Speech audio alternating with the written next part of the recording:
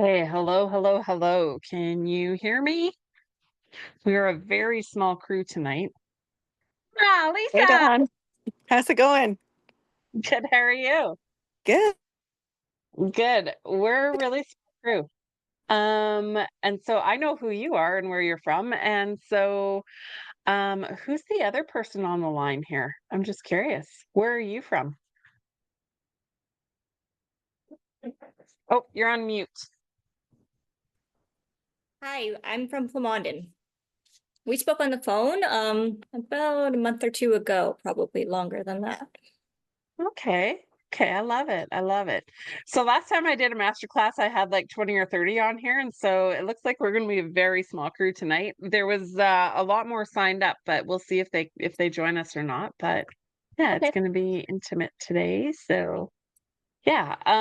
So here's the thing with these things is I love questions. And so don't ever hesitate because it's such a small group. We can probably just have a discussion. You can probably just, raise your hand and ask me a question if you got a question. But yeah, normally we put the questions in the chat, but maybe we'll just do it a little less formal tonight, just because it is the three of us. So I know Lisa, and then I don't recall our phone call. I'm really sorry. Yeah, it's Um, okay. It's all right. I have a smartphone app. We talked on the phone about like just how it was probably more than 2 months ago, but by now I'm trying to think of when it was. But we talked about my brother's having a farm, and I have also a few acres, so I'm wanting to do something with it. yes, okay, I remember you 100% now for sure. Yeah, yeah. So, okay, well, let's get into it. So, I did do a little bit of an outline here. And so I got to scroll to the top of my outline. Okay. So I feel a little off because it is just the three of us. Normally I do it like this whole like it's like basically like doing a speech, but now I feel a little less speechy tonight because it is so intimate. So which is a good thing. So I want to start off by saying welcome here. I wanted to tell you a little bit about my background. So I'm Dawn of Dawn's Dirt. I don't know if you see me on social media, Instagram or Facebook. And then I've also got my podcast, Dawn's Dirt, on all the different platforms as well. So I was a farmer for many, many years. So I had a 36,000 square foot greenhouse and I did 20 acres of field crops. Me and my ex-husband. So we started off in 2007. I grew up in the greenhouse industry. So my parents started off with a 26,000 square foot greenhouse down by Airdrie. And then in 2007, they sold and we built our greenhouse. And we were going to do cucumbers, long English cucumbers for wholesale, for the wholesale market. And so we started off doing that, but we quickly learned that wholesale and farming doesn't really work. And the reason for that is back when my parents were doing cucumbers to the warehouse, it was $7 a dozen is about what they got. I mean, the price rose and fell a little bit, but on average, it was $7 a dozen. And by the time we started, it's $7 a dozen. Even probably still now, maybe it's 9 or 10 now, but even still, like the wholesale rate on a dozen cucumbers has stayed about the same for a very long time. And so I started off doing one farmer's market in probably about the year 2009, I want to say. And I only brought cucumbers. And I went to the little old farmer's market and I sold my number two. So they were like the quote unquote ugly cucumbers for 50 cents a piece. And people just gobbled them up. And I thought, that worked really well. And we had planted a few tomatoes in the greenhouse that year. And so by the end of the season, I had a few tomatoes that I sold, and people went berserko for my tomatoes. They were so sweet and they were so good. And so the next year, we planted a few more tomatoes and we started going to a few more farmers markets. And so gradually over the next years, we did a few more items. So peppers, we branched into peppers, and then we did lettuce and all the different things. And and so cucumbers, tomatoes, peppers, lettuce, and then we did kale and a few greens in the greenhouse. And so I was going to farmers markets with that, and that was working really well. And I looked out the window and I thought, we've got a field there that we're just renting out at this point. I thought to myself, man, we're going to plant some field crops, some field vegetables out there. And so we started out with 1 acre of garden. And I remember my mother-in-law, my ex-mother-in-law at the time, she looked out the window and she said, "Wow, that's a lot of garden. What are you," and she said this to my ex-husband. She said, "What are you gonna do next year? What are you gonna do if it doesn't work?" And my ex-husband said to my mother-in-law, "No, what is she gonna do next year if it does work?" And so I was tenacious right through it. And so we went from 1 acre to 3 acres to 6 acres to 10 acres to 15 to 20. So we topped out at 20 acres, I think, in 2020, of field vegetables. And so it was not a small operation. It was, we did, between all the vegetables, and we had chickens. We had, the official number is 299 chickens that I'm going to tell you. And so, because you have to get quota at, oh, hi.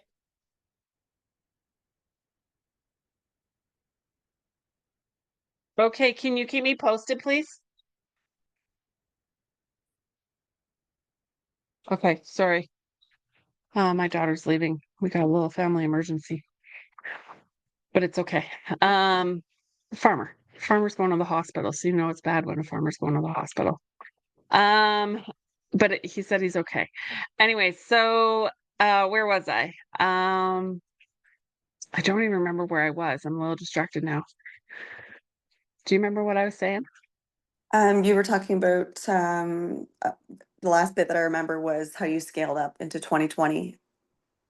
Yes, Is right. that So then uh, yeah. So I was going to markets with cucumbers, tomatoes, peppers, potatoes, carrots, onions, beets, and things like that. Oh yeah, I had 299 chickens, and then that's what it was. Yeah. So 299 is what we were allowed in Alberta, and so then um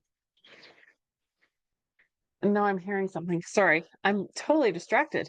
So anyway, so I was going with all those things. And in 2020, I grossed, I think it was 1.2 million off my farm. And so that was pretty cool.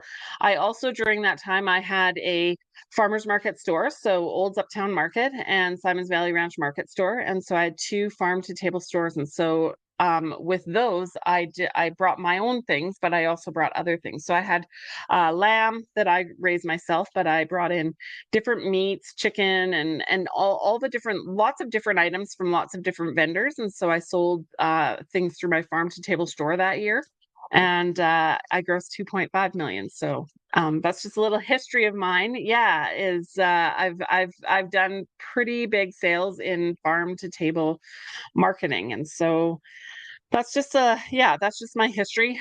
Quick more little history. I sold my farm a year and a half ago, and this year I decided, well, farming's what I know how to do. I had my first job in 20 years last year, and I got fired from both jobs. And so I decided this year that's not going to work for me. I'm going to get back into farming. So I took on 150 laying hens, and I'll do 800. Well, I'll start with 800, but you have some loss, meat chickens this year. And so I'm direct marketing it all. And I will gross about 30 grand, $30,000 this year just in chicken and eggs. And so because I'm not allowed to do vegetables in the province of Alberta for 5 years because of my non-compete clause. So, but I am allowed to coach people on how to do it. So that's just a little brief history on who I am and what I've done.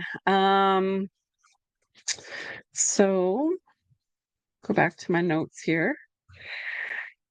So homesteading and small scale farming can be profitable, but you just need to know how to do it. And so I see a lot of mistakes that lots of small farmers or small direct farmers make.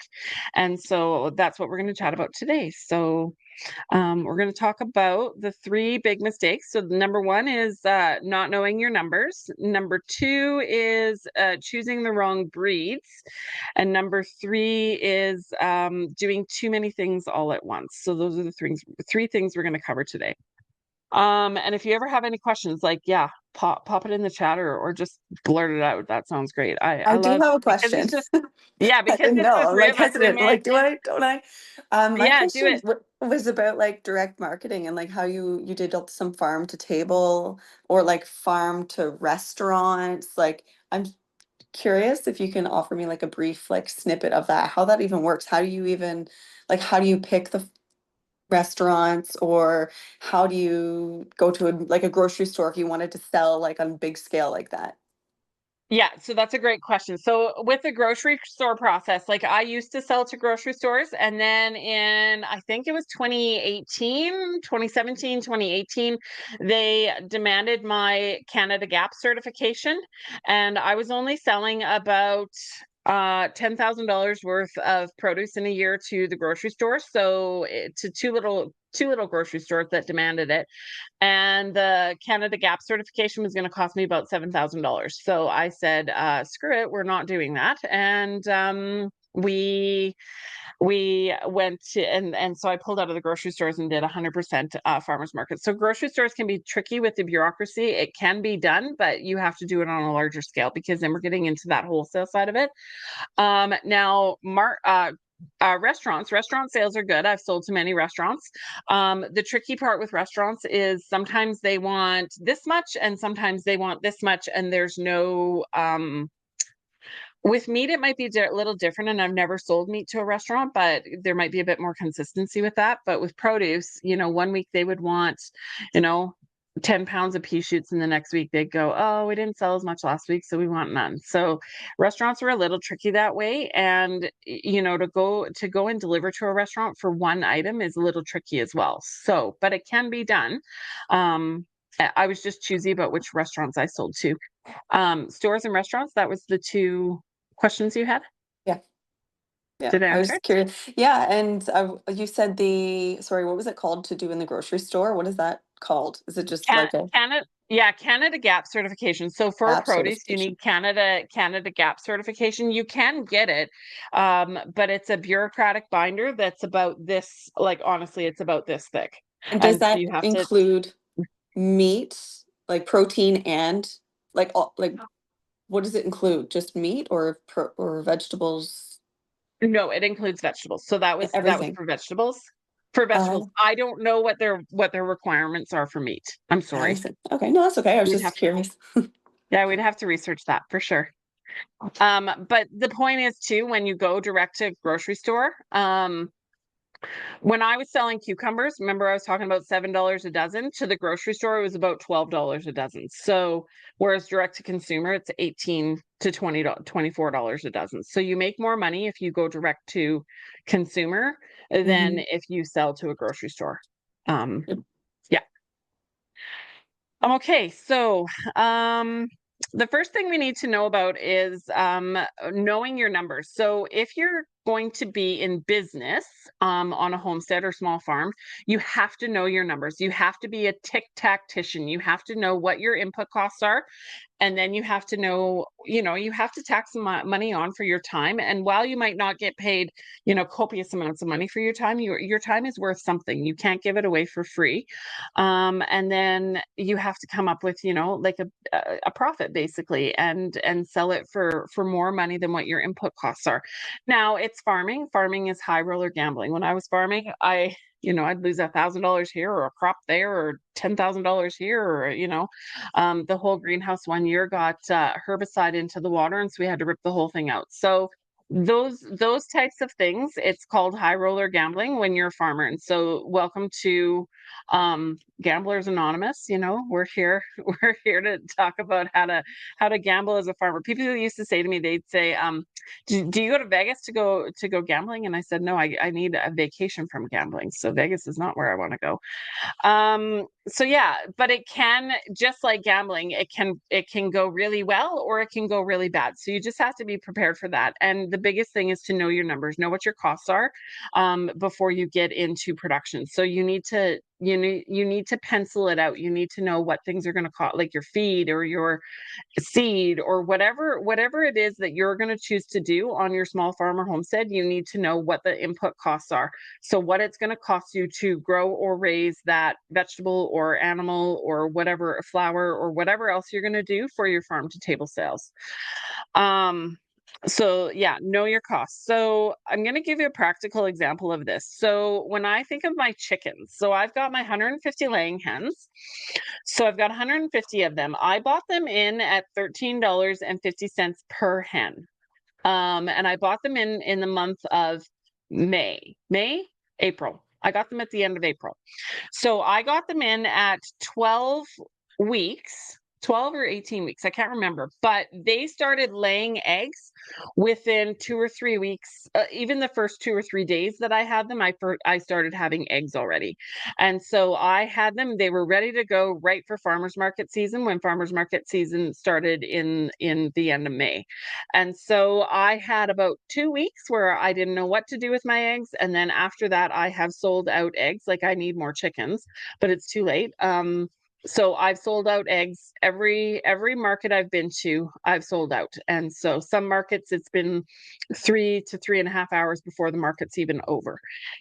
And so with my eggs, they cost me $13.50 per bird. Now I'm actually not counting that as a cost.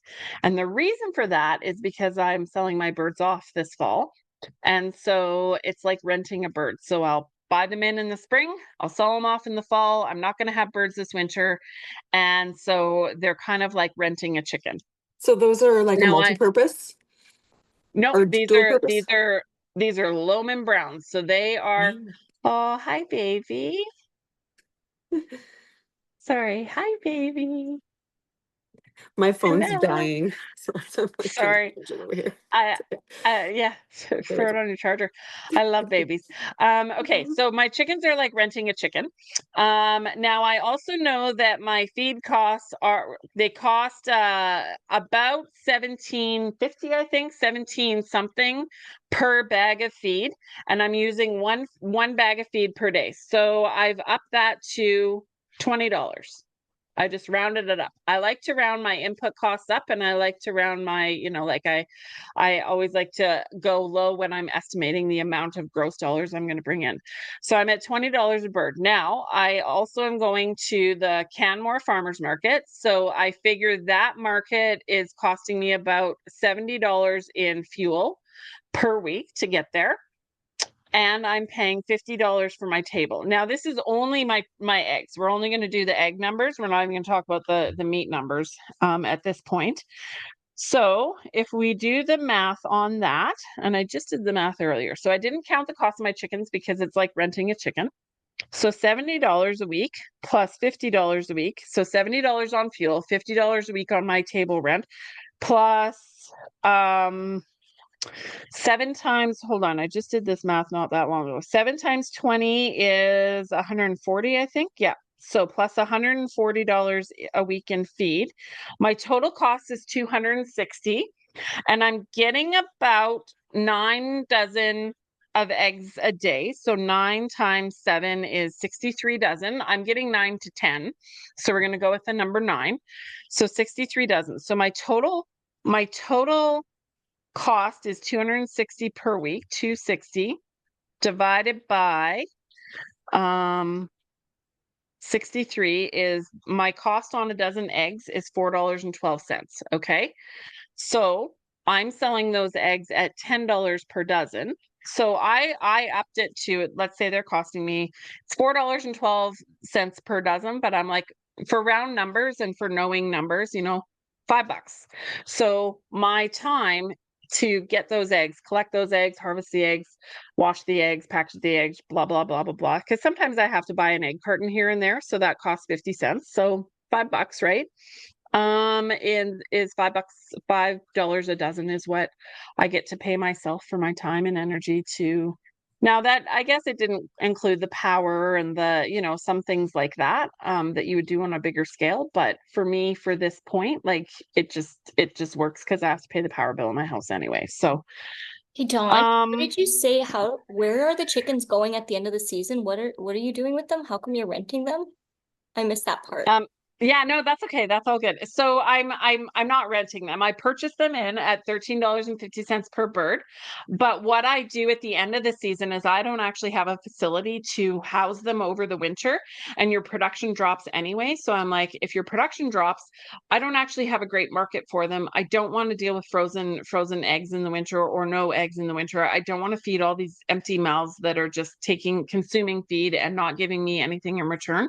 So I've done it even when I had my 299 chickens at my farm. I sold them on Marketplace and Okay. Kijiji to That's backyard awesome. growers for, Yeah, yeah, that's That's what we've done too with our winter. Like we don't have that as many chickens as that, but I didn't never thought of it at that scale to do it because that would be a lot more where you just have a lot more sales, I guess, at that point to sell them yeah, off. Yeah, because yeah. wintering them sucks. Yeah. Yeah, and I've and never like had a problem moving. I've never had a problem moving all the chickens. So even when I had, I mean, I'll just say it. I had 400, even though it's illegal. So please don't tell me, send me to the cops. But um, I had four. Even at 400 chickens, I was able to sell them all off. So Okay. yeah, Awesome. yeah, Thanks. yeah. So it's good to know that's the because like what I've heard is that like the older they get and if they're not meat birds, then the meat's not great to eat. So yeah. it's still okay. Yeah, so you don't want to butcher your laying hens as meat birds because there's nothing to them. They're not meant for that. And the older a chicken gets, the less they're going to produce for you, which is why I always wanted young hens. Most farmers, like we're farming now. If you're going to do this for business, you're farming. So you have to change your mentality to farming, not to, oh, this is my pet chicken, Right. And so So yeah, you bring them I in around 12 weeks, have a summer season with them, and then butcher them at the end. So how old would they be then yes. approximately? Oh, no, I don't butcher them. I sell them. Oh, okay. So I missed that part. I don't know. My brain's a Yeah. little slow Yeah, here. Sorry. that's okay. So I sell them. I don't butcher You them. I sell sell them. them. Okay. I Yeah. was thinking you were So selling them that's for why meat. no, that's why Mm. it's like renting a chicken is because I get either my full amount of money back or even make a little money on them. So And you were yeah. able to So sell that's them. That's awesome. oh yeah. Yeah, so it's about knowing your numbers. So that's the Hmm. biggest thing in farming and agriculture and doing this for profit is you need to know your numbers and you need to make sure that you're going to make something off of it. So you're a farmer already, right? That's what we were chatting about on the phone. Yeah, so you're used to this on a large scale. Grain farmer, beef farmer, I don't recall. I grew up on a grain cattle mix farm, and so I'm used to the cattle side. I don't know Yeah, so much about chickens. I've only had my own like 15 or 20 hens, and that's about as yes, big as I ever got. And we have that's turkeys. right. Yeah, for sure.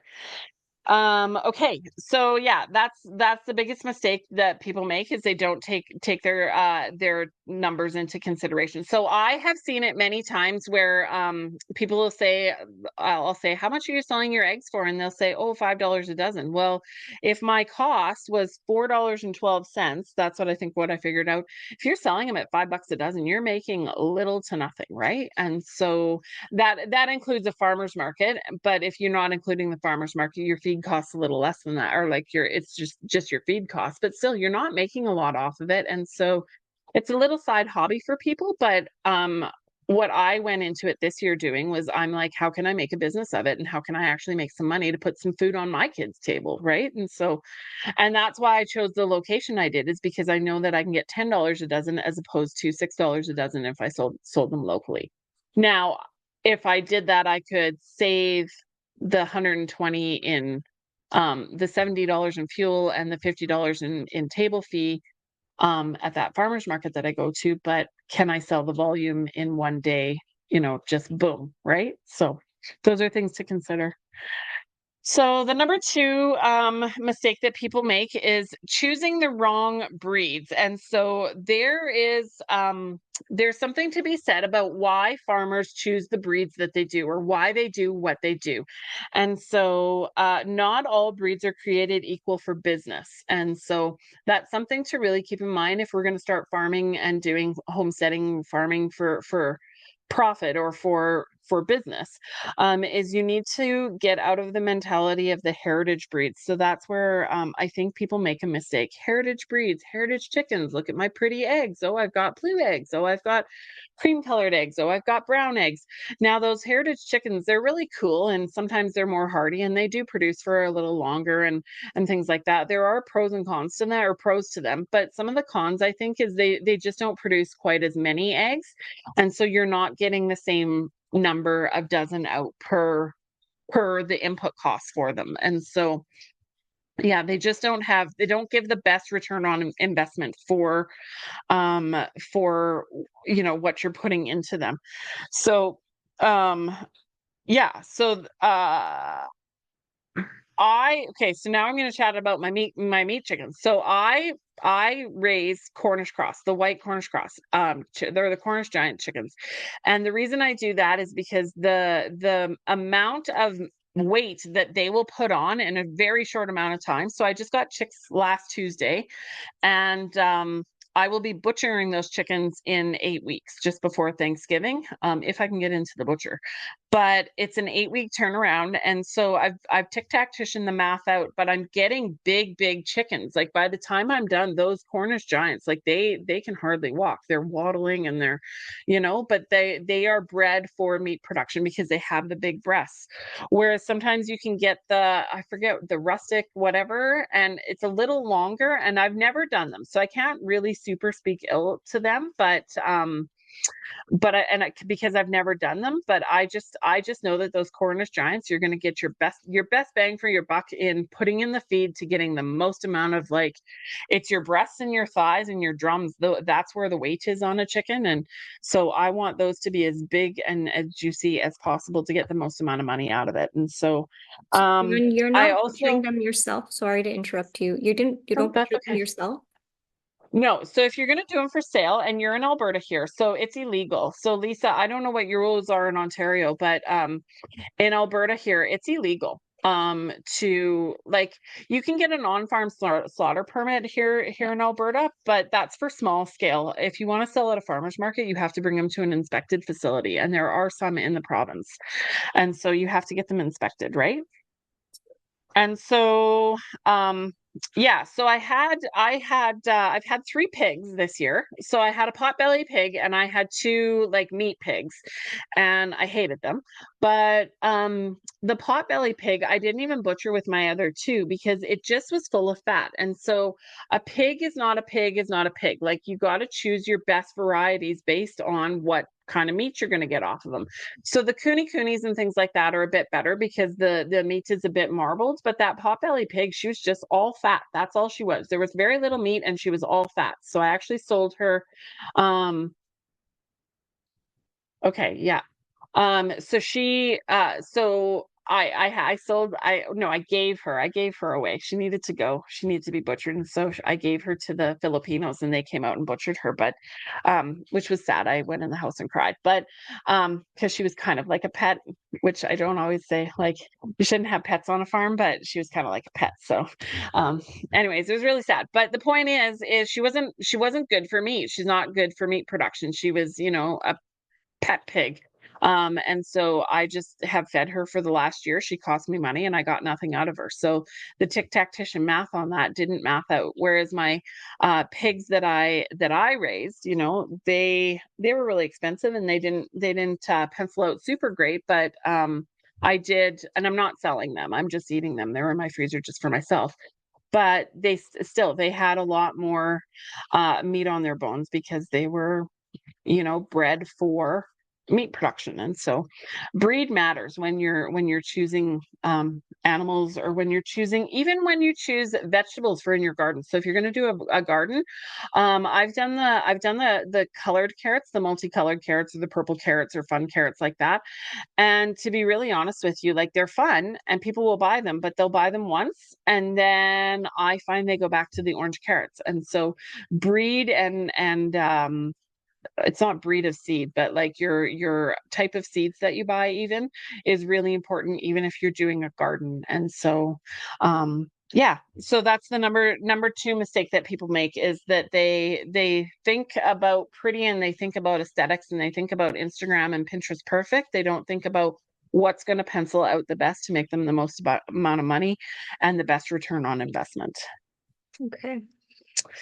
Don, can you say about like anybody, you mentioned that the Filipinos came and got that one and they just bought it from you like that way, or you gave it to them. But what's your experience with like that sort of, direct to consumer type of sale? That's like they're taking it, they're going to butcher it, and there's probably less money for you there at that point because it's not butchered.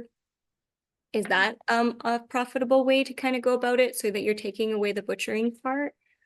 Yeah, so I have done that. When I had my sheep, I did direct market to someone that came onto my property and butchered right on my property. And so they bought the whole animal. There's really gray, it's very, very, very shades of gray and how to do that. Overall, I did probably make a bit more money that way than hauling them to like the auction market to get sold.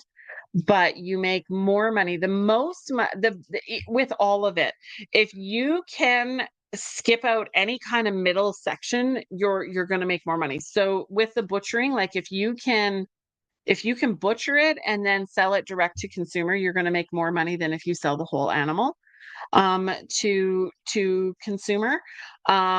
And then if you part it out and piece it out. So like I just got my last batch of chickens done.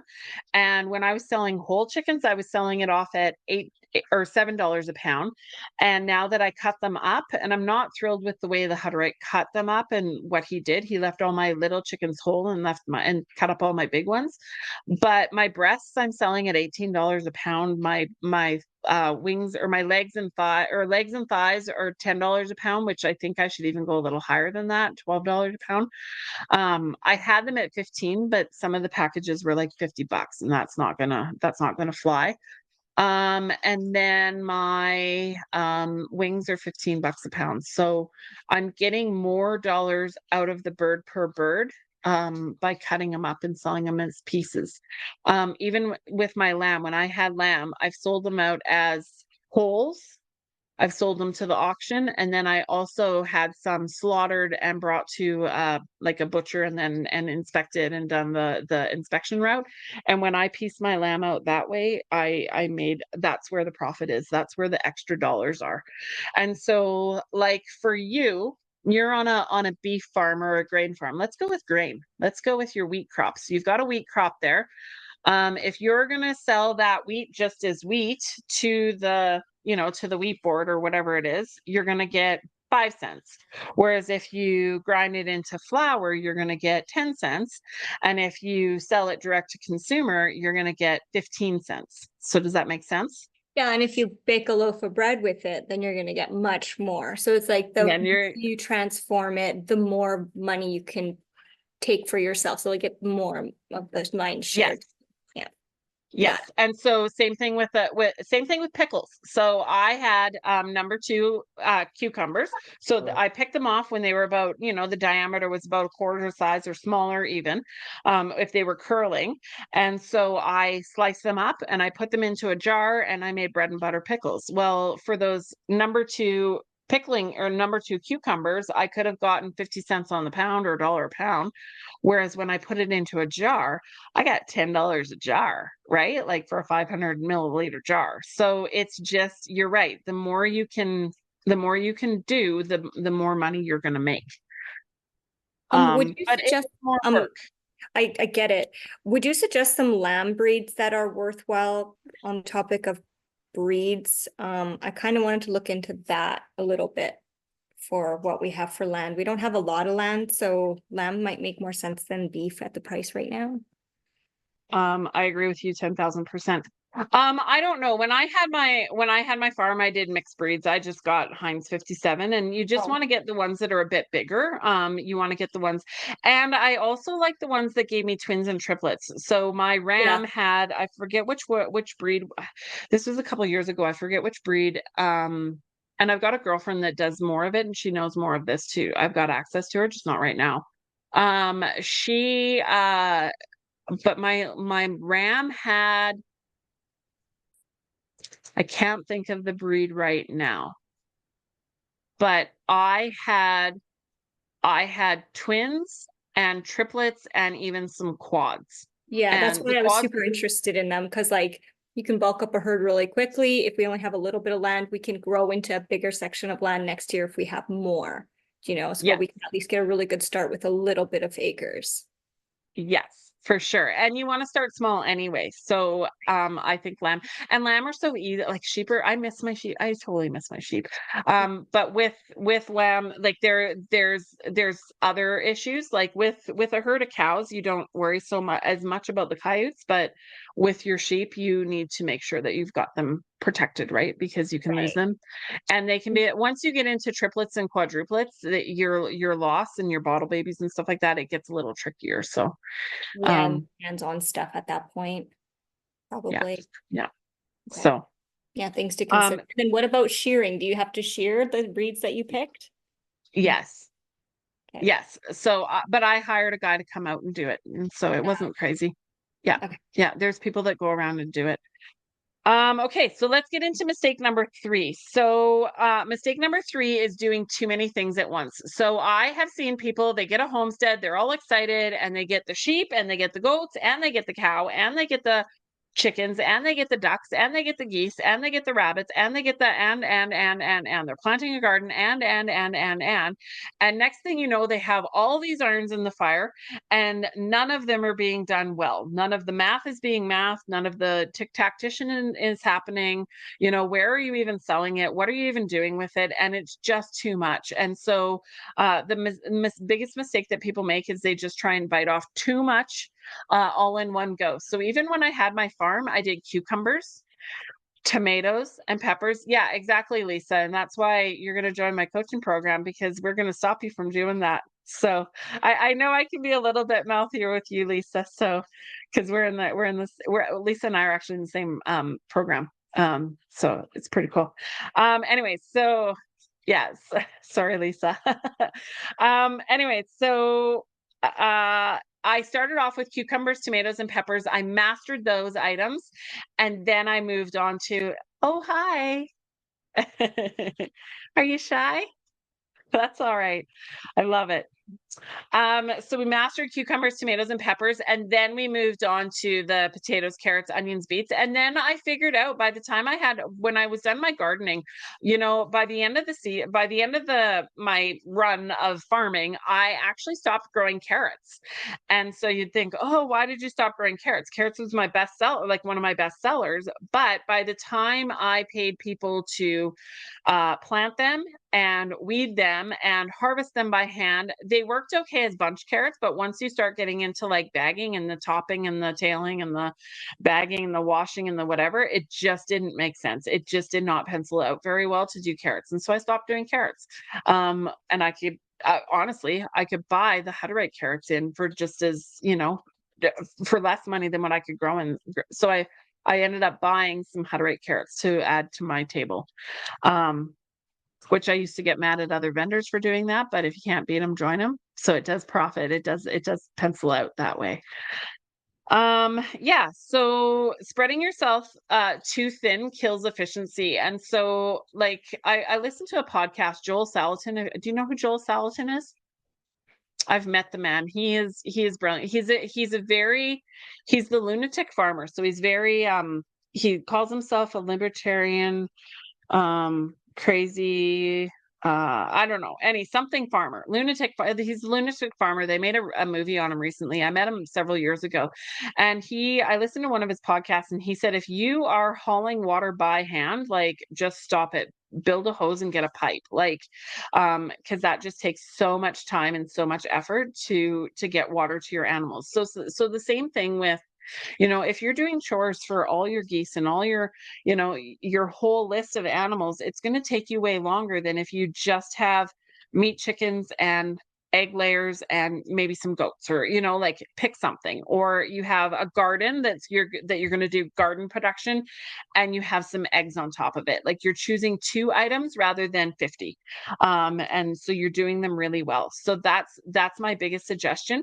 Having said that, you can't sell it if you don't have it. And so when it comes to farmers markets, I would have 2 or 3 things, 2 or 3 or 4 or 5 items that you can do really well and make the most money off of it that way. And so, yeah, choose the top couple things and do it really well. Because if not, you're spreading yourself so thin, and you're not going to be making the money that you need, because, yeah, you're just too tired and and not all of it's going to pencil out. So those would be my three biggest mistakes that I think people make when they get into farming or homesteading. And yeah, so before we jump off here, I just want to tell you I am a homestead coach or a garden coach or a homestead coach. So I actually teach people. I'm a business coach, is what I am, and so I teach people how to make money and save money off their homestead and get them going into a business direction for direct market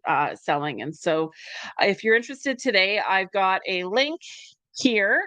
I'm going to put it in the chat, and so you can book a free jumpstart call with me, and we can chat more about what I offer as far as business coaching goes. And so with my clients, I take them through everything. It's like going into business with me. I've been there, done that. I've made so many mistakes, and so if someone can learn from my mistakes and we can go into it and get them making, 10, 20, 30, 40, 50 grand in the first season off their farm, that's the goal. So yeah, so book a jumpstart call if you're interested. So, and now we'll jump into a few questions, even though it's just two of you. I ask my questions throughout, but I'm sure something else will come up, and I'll take a look at your, I've been wanting to contact you again anyway, so this will be perfect. I love it. I love it. Perfect. Yeah. Yeah. So book it. And do you still have my phone number? I do, yeah, I saved it in my phone. But Yeah. like this, I've been thinking we just got about a small acre, so we're planning a small acreage right across from our place. So we're just thinking about next year, about what to do next. And so I'm just like, Yeah. I'm planning right now. I'm looking, I'm researching. And so the timing is perfect right now for this. For sure. And that's exactly what we'd be doing. So if I'm just going to kind of jump partly into the jumpstart stuff here while you're on here, because there's only three of us. If that's the thing, is the planning. So we would plan together over the winter to set you up for success for next summer. And so that's what the winter's for, is to plan and make sure. But if you're gonna did you want to do some garden stuff? A little bit. I like gardening a little bit, but I don't like doing too many things because I've Yeah. done food for ourselves, and I know how hard it is to actually do so many different things. I like Yeah. garlic. I really like garlic. I grew a little bit this year, and I'm thinking I want to do more of it. But otherwise, Yep. I don't know what else. I honestly don't feel like the scale of anything else makes that much sense because I don't have any other buildings or anything like that to deal with. Like for vegetable production. Yeah. Yeah, you can do a lot just with a small space. So I had Chef Mikey. So this is a podcast you can listen to. Chef Mikey was on my podcast a couple of weeks ago. I think that was an episode a few weeks ago. He's pulling in 100 grand off of 1 acre just in mostly salad greens. Yeah.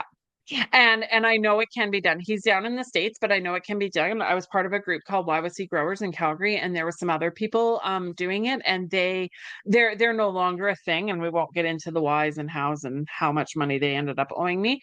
But there was people that were part of that group that did make good money off of just small backyard gardens that they had in the city. And so because you've got the acreage, and then do you have a rototiller? Do you got a tractor with a rototiller? I have access to one, the farm across the road. My family would help me with that. So Yeah, exactly. So you're set to go. So we could totally chat about that and come up with a serious plan of what you could do to make, and you've also got a campground up there. yeah, we do. There's a That lot of campgrounds and lakes and stuff. But I was just gonna say something about like population density would matter a lot, but I would think about, yeah, like the campers, the people coming in Mhm, camping. So mhm, as you know, I have my smartphone app that's a farmer's market app. So I would want to connect people that way, but market mhm, things to the people who are coming camping and coming to yep. the lake for the weekend, and then reach them as they go home to continue to market them that way. Yes. Yes, for sure. Absolutely. So we could talk this winter over different opportunities. Because already just sitting here, I'm thinking about 15 different ideas of things that you could do to market that way as well. And so yeah, like that's the best way to do it. And you just got to look at where the opportunities are. And that's what business is figuring out where the opportunities are and plugging the holes and just getting the most out of it. And so yeah. Yeah, awesome. Well, thank you for today. This is Yeah. really helpful. For sure, absolutely. Lisa, did you have any questions while you're still on here? No, I've received lots of information and different ideas. Like we had spoke briefly about doing seasonal stuff. Yes. And yeah, just kind of like seasonal crops and then seasonal also chickens, and then you don't really have to worry Yeah. about too much in the off season. So that was kind of cool to hear all that. Lots of Yeah. info. Yeah. Thanks, Tom. For sure. Yeah, that's how I ran my farm. Even though I did over $1 million in sales, that's how I ran my farm. It was seasonal. So yeah. Cool. Well, if there's no more questions, great call. It was lovely with the three of us, and there was a lot more people signed up, but just only two of you jumped on. So, yeah, we'll go from there. And yeah, thanks for coming out tonight. Appreciate your Awesome. time. Thanks, Thanks, Don. Dawn. Yeah, Thank you so thanks. much. Take care. Take care. Yeah.